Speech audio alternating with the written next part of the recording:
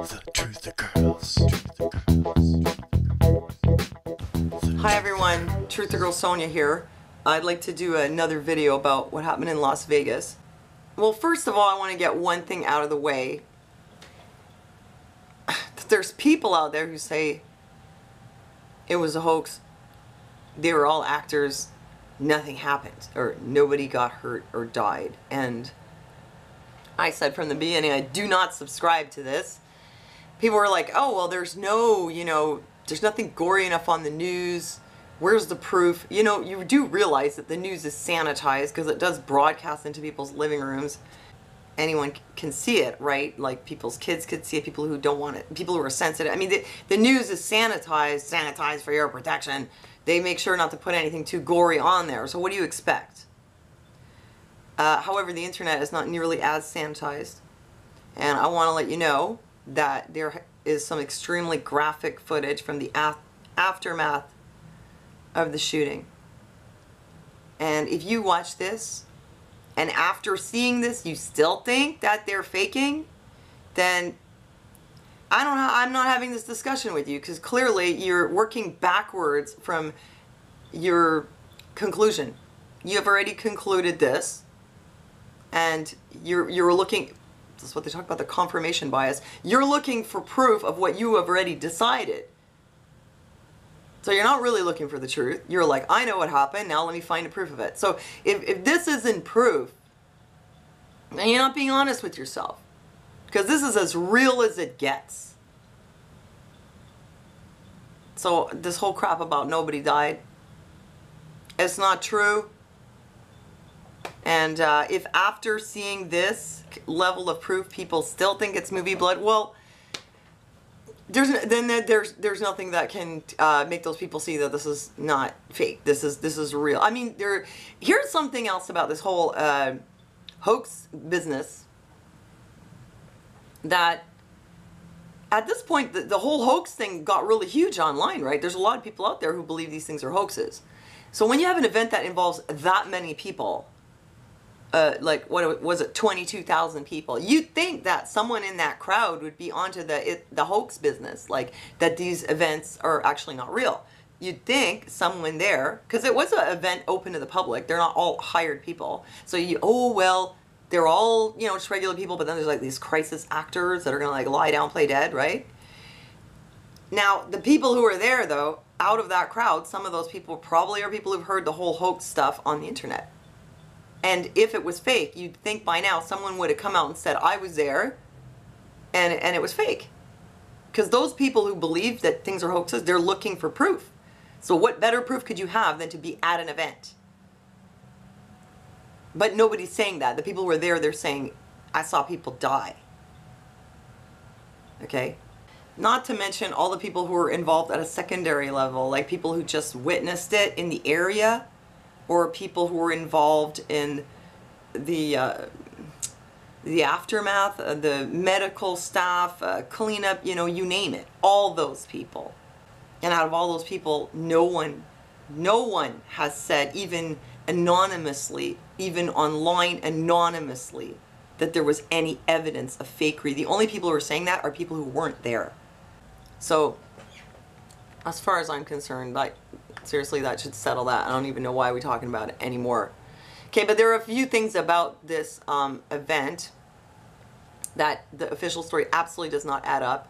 Couriermail.com AU, Las Vegas shooting, Queensland eyewitness to Mandalay attack.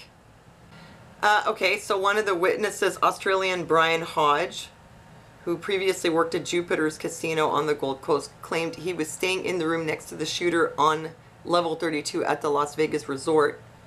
And he said, I got outside safely and was hiding in the bushes. There were multiple people dead and multiple shooters. I was just hiding, waiting for police to come get us. I'll leave you the links and you can look into this, but there have been several people who said that they heard multiple shooters. And there is footage from a taxi driver. Actually, the footage here on Midnight in the Desert, it's of the hotel. And it seems to show gunfire coming from the 4th floor. I said before, I don't know how that could be because no windows were blown out, but apparently maybe they can be opened. But then there's the footage of that the taxi driver took. And what you see there, I'm looking for the link.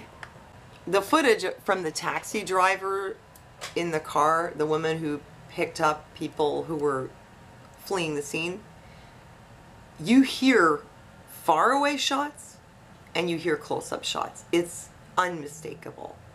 I mean, one of them sounds really distant and muffled, and the other one sounds like it's right near the taxi. So you got people saying there were multiple shooters. And you've got video footage with audio that really sounds like shots coming from two places. So why is this not being investigated? It really looks like, from the audio and the video, there was more than one shooter. And here's another thing. It's from World Truth TV, 5 more things that don't add up about the Las Vegas massacre. This guy, it seems to know a lot about guns. A lot more than I do, let's just say. But what he says here makes sense. First of all, points out that the media reported dozens of shell casings were found in the room. And you can see the pictures with dozens of shell casings, which totally conflicts with the official story and what you hear with your own ears, which was that like thousands of rounds were fired. So if he fired thousands of rounds from that room, where are the shell casings? That's a very valid question. You know, I like to be objective and consider everything, so I thought to myself, well, the only thing could be, did they go out the window? But other than that, then please explain why there are only dozens of casings. And the other thing is that the casings are very hot when they come out, and they should have been melting the carpet, which you don't see.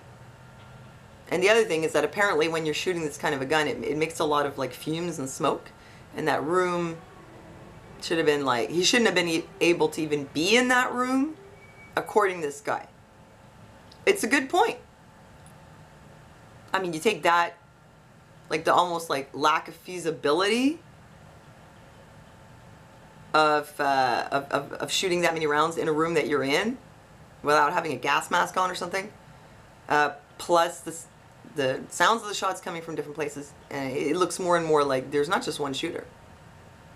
He did mention one other thing, that the type of rounds they say he used, which were like some kind of 22s, although he pointed out they didn't have any info on the ballistics from the scene, like down below, but that those would not be a good choice of rounds, especially to use from 400 yards away. But I was thinking that could account for why whatever shots were fired from there didn't do more damage, because it's such a distance, so the bullet loses some of its, you know, power by the time it gets to where it's going to hit, and it loses probably some of its accuracy. And maybe this is why, I mean, 500 people is a lot to be injured. 60 people is a lot to die. It's terrible. But if it was something, if it was a more powerful bullet, or if he'd been closer, it could have been a lot higher. So I was thinking maybe that's why it wasn't even worse, because he was so far away using 22. So that part, I could see an explanation. So, and here's some other information about the gunman. Vegas gunman transferred $100,000, set up cameras at hotel room. It's like he went and made extensive preparations for this. He transferred $100,000 overseas in days before the attack. He set up his girlfriend with this money to buy herself a house in the Philippines or whatever. You know, he made a whole bunch of preparations. I mean, to me, it looks like the guy definitely was involved. I know some people think he had nothing to do with it. I don't think so. I think there's quite a bunch of, you know, there's quite a trace that he was involved. I just don't think he acted alone. And I still think that ISIS could have been involved through mind control, or, you know, I really do. I think it could have been something like that. I think it was a coordinated attack. I don't think that it was the American government who did it. I tell you what, I was talking to my husband and I said, people look at like just the government locally, they think, oh, it's got to be the national government, but there are governing bodies that are supranational, the shadow governments, not even Bilderberg. or, you know, Freemasons, whatever. Not even Bilderberg or something, but even higher.